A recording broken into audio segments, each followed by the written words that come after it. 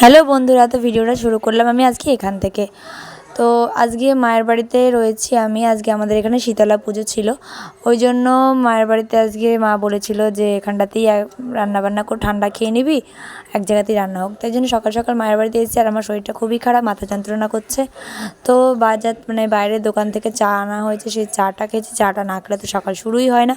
আর আমার এই ছোটোবেলা থেকে আমার একটা জিনিস, এটা কি বাজে অভ্যেস বলবো না কি জানি না, আমার ছোটোবেলা থেকে শীতলা পুজোর দিনকে যত রাজ্যের খিদে আমার শীতলা পুজোর দিনকেই পায়। তো যাই হোক, আজকে প্রচুর কাজ মায়ের বাড়িতে। চাটা খেয়ে আগে ব্রেকফাস্ট করে নিচ্ছি, আমরা সবাই ব্রেকফাস্ট করে নিই, সবাই যে যার মতন কাজে নামবো। আজকে সবাই ঘরের আমরা মোটামুটি কাজ করব। তারপর তার মধ্যে দিয়েও মাকে একবার ডাক্তারখানা নিয়ে যেতে হবে। দেখতেই পাচ্ছ এখন ঘরের অবস্থা খুবই ওলটপালট, খুব একটা বাড়িতে অনুষ্ঠান খুবই চাপের ব্যাপার। তার আগে দিয়ে বাড়ির ঘর দৌড় পরিষ্কার করা।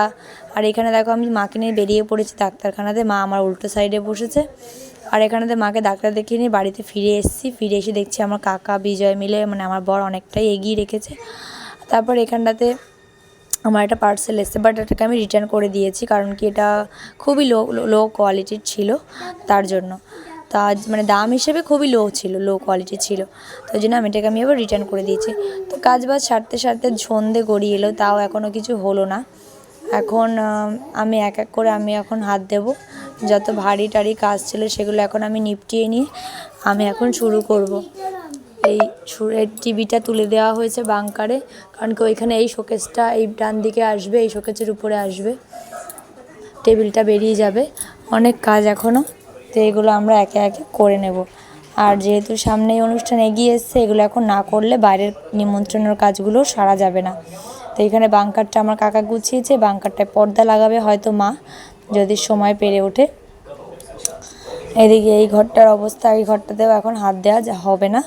আগে আমি এই দাদার বেডরুমটা ঠিক করলাম। তো দাদা এখানটাতেই ঘুমায়। এবারে বিয়ের পর এখন কি করবে সেটা আমরা জানি না।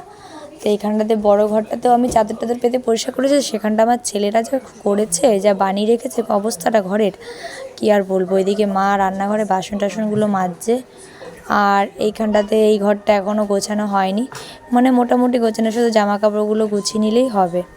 আর এদিকে আমার মা, আমাদের ভাই বোনের একটা ফটো আর বাবা মায়ের একটা ফটো ল্যামিনেশন করতে দিয়েছিল, তো সেইটা এরকম হয়ে এসেছে। তো সেটাই এখন আমি তোমাদেরকে দেখাবো। আর এটাকে এখন মা দেখছে, অনেকদিন আগেই বানাতে দিয়েছিল, আনা হয়নি, কিন্তু নিয়ে এসছে। তো ওগুলো দেখছিলাম আমরা, এগুলো স্মৃতি হিসেবে সব থাকবে। আর আমার বাবার আর আমার মায়ের এই ফটোটা খুব পছন্দের ছবি আমার কাছে। তো যাই হোক, এগুলোকে মা এখন সুন্দর করে পরিপাটি করে গুছিয়ে রাখবে। তো ভিডিওটা আজকে আমি এখানেই শেষ করছি। তোমরা সবাই সুস্থ থেকো, ভালো থেকো, টাটা।